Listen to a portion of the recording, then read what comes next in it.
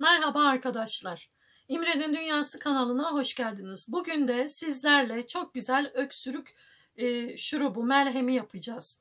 Bunlar için malzemelerim bal, çörek otu. Çörek otunu yağını da kullanabilirsiniz ama ben her seferinde taze taze havanda dövüp o şekilde kullanmayı tercih ediyorum. Böylelikle daha doğal, daha güzel oluyor. Zencefil ve zerdeçalım var.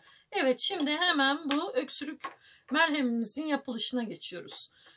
Yaklaşık olarak bir tatlı kaşığı kadar balımız, yani şununla bir tane aldığımızda bu bize ortalama bir tatlı kaşığı kadar balı veriyor zaten.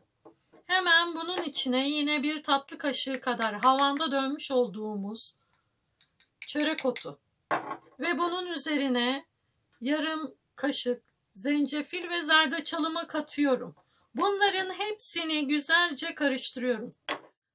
Karıştırmış olduğumuz bu öksürük kürünü yatmadan yarım saat önce bunu güzelce yiyoruz ve üzerine hiçbir şey yiyip içmeden yatıyoruz.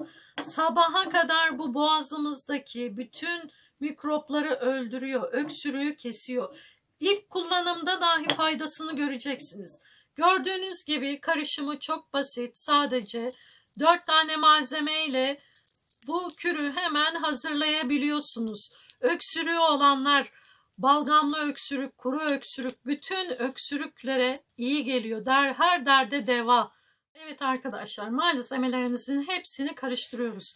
Bunun içerisindeki malzemelerden herhangi birine alerjisi olanlar, kronik rahatsızlığı olanlar, doktorlarına danışmadan kullanmasınlar. Hamilelerin, emziklilerin de bu kürü doktorlarına danışmadan kullanmasını istemiyorum. Ama herhangi bir rahatsızlık, kronik rahatsızlık, alerjisi olmayanlar bunu gönül rahatlığıyla deneyebilir. İlk kullanımda dahi etkisini göreceksiniz.